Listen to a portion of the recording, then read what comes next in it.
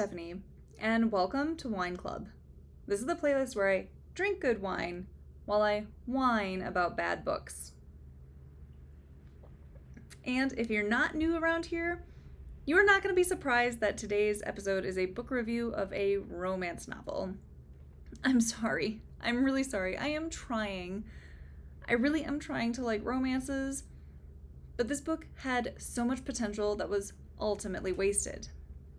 So fair warning, there will be spoilers for today's book, which is When I Think of You by Maya Ariel. I do apologize if I'm mispronouncing that. Also, as I say in all my reviews, this is solely about the book and not about the author as a person. I'm sure she is lovely, and I'm so happy that she got her book published. So I got this as an add-on to my Lit Love box, and as I said, I am trying my best to find a great romance that changes my mind about the genre. Unfortunately, this book just didn't do it for me. It sounded like such a cute second chance romance meets a woman coming into her own. Love to see it. So let's review the premise just a little bit more. Kalia Wilson has paid her dues, but endless days spent behind the reception desk at a flashy film studio have only pushed her movie-making goals further out of reach. That is, until a surprise reunion presents an opportunity that could make her career or break her heart a second time. 7 years ago, Kalia's whirlwind college romance with Danny Prescott crashed and burned. While her career has stalled, his star is on the rise. So when the hotshot director reappears, offering her a job on his next major production, it's a shock to her system. Working with Danny may reignite the passion and promise of their film school days, but trusting him again won't come as easily. Despite their complex history, the pair soon rediscover a creative synergy that breaks down their emotional walls, opening up the possibility of a true connection. But when Hollywood politics and scandal threaten to sink the production and her career, Kalia may have to risk everything to do what's right, even if it means letting go of the second chance love of a lifetime. This should have been great. There could be so much tension between these second chance lovers. There could be amazing career growth and realizing her dreams for Kalia. There could be growth from Danny and accepting love and not being afraid to lose it. We kind of get that, but we also get a shit ton of manufactured conflict and two characters who go to great lengths to ignore things or purposely avoid speaking to each other just to pad out the word count.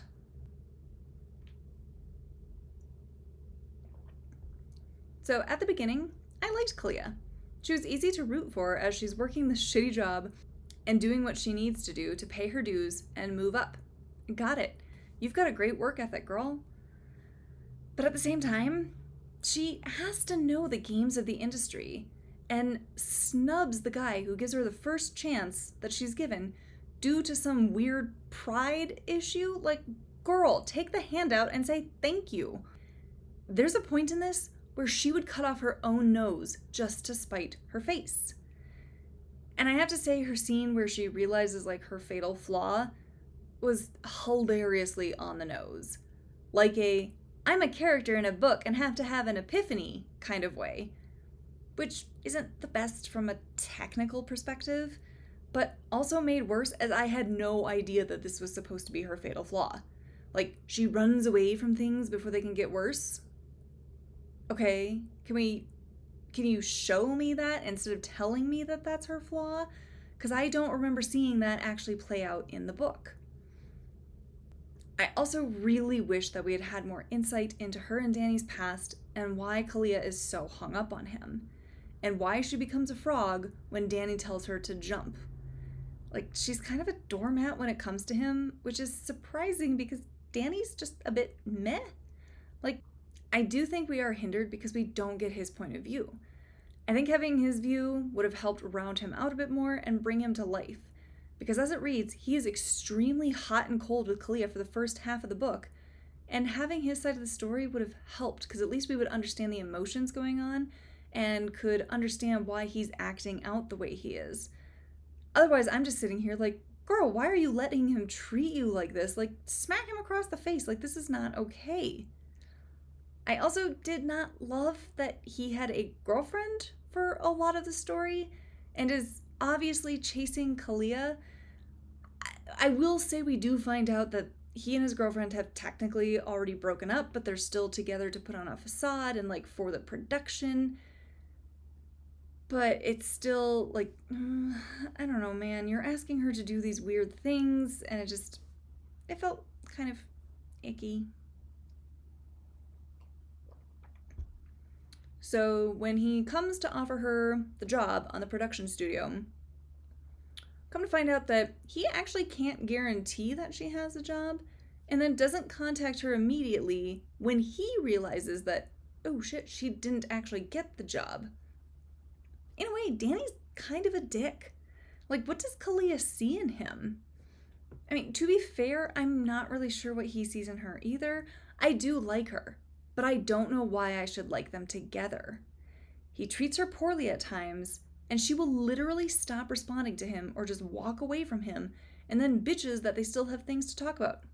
Sweetie, turn around. He's right there. You can talk about things. No? Just going to end the chapter so we can stretch this conflict out? Cool. Like, sometimes Kalia came across like she was Jenna Rink from 13 going on 30 and just popped into her future body, but still has the maturity of a teenager. Now, the love story I did want to read about was Danny's parents. It was very Loving versus Virginia, and I would have rather read about their relationship because they seem to actually truly be in love. I also do think the book does raise some excellent points about racism in the workplace, especially in Hollywood, and that is a very important conversation, so I do give props there. I think I liked the side characters of her best friend Neha. I'm sure I am mispronouncing that.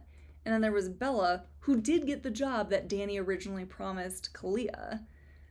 I wish Bella had been the main character, because she's a little more interesting and much more of a go-getter and just kind of does her own thing. Like, that's part of the story and part of the thing that Kalia is supposed to learn, but doesn't really feel like she learns it, and like Bella's already mastered it. Like, let me read about her for a little bit. I also did not love how Danny's ex was portrayed. She is a stereotypical mean girl with absolutely no nuance. She isn't a real person. She is a caricature, and it was kind of annoying. There could have been some real good conflict there, but it never really went anywhere, and honestly was kind of handled in such like a Disney Channel way. This book has a lot of like innocence to it that I didn't feel really fit with Hollywood, but maybe that's me because I'm just a cynical bitch. I also have to say the book is a bit slow, and it was very easy to put down as the pacing isn't tight or gripping. There wasn't much reason for me to like stay up super late to keep reading this. The book spans about a year in time, and it both feels too fast and too slow. It's really shallow where we would like to see more depth, but then it's too deep on things that don't really matter. And when we do get deep on certain things, then we just keep repeating it. Like, I know, I get it. We've talked about this at length. Like, let's move on. At the end of the day, I started skimming this just because it wasn't really going anywhere. It also felt like some of the scenes were thrown in because they were cute or would play out really well if adapted for the screen, but didn't add much depth to the characters and kind of just slowed the pace down. This isn't terrible, but it's not great. I'm thinking this is a story that I'm not going to be able to recall much about in 6 months, because again, it kind of felt like nothing really happened. We're following Kalia like day to day, but then we start skipping weeks and weeks and weeks, and she's on set, but all she's thinking about is Danny, and all she wants to talk about is Danny. And I mean, I get it, the title is When I Think of You, but like, girl, you're a professional on set. Can you think about your job? Can we like explore that? Can we explore you coming into your own? And again, I do think that not having Danny's perspective to break things up really slowed things down and really kind of hindered the reading experience. I would have liked seeing how he responded to certain things or what he was thinking when he would treat Kalia the way he did. And I have to say, their third act breakup was so forced and ridiculous and kind of naive and cheesy. Like, a reporter writes a story because he's tipped off by Danny's ex-girlfriend about Kalia sleeping her way to the top and breaking up Danny and his girlfriend. It kind of read like the blogger didn't even fact check with Danny, at least, to see if any of this was true, or a publicist, or even reach out to Kalia for a quote. Like, you're not supposed to be an actual journalist then, are you? Because you're kind of just a piece of trash. And it does get retracted in like a very Hallmark-esque scene, but still, we don't need it. Authors, can you at least write like a good, you're gonna throw a third act conflict breakup or something in there, at least try, put some effort into it. I will say a few good things. I do like Ariel's writing style. I think she has great humor. I do think that she, again, raises some interesting topics, and I did like Kalia for the most part. I almost think like maybe you should just do like coming into your own stories instead of focusing on the romance, or if you're gonna do a romance, give us both points of view.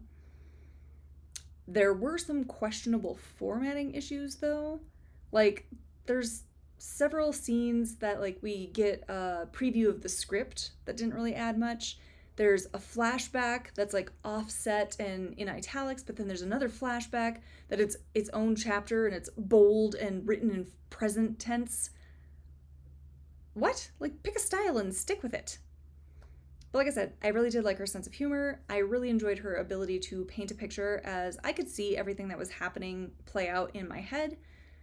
But I do wish the story had moved along a bit faster. And again, just give us Danny's perspective in this. Let us into his world so we can see that both of them are constantly thinking of the other and why they belong together.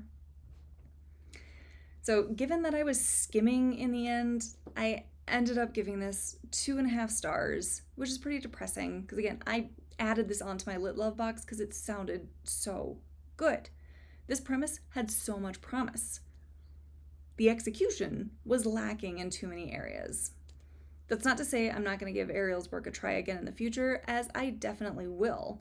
I do think she has great potential as an author. Again, maybe just pick a different kind of like genre, because you write good characters when they're actually like going through some growth.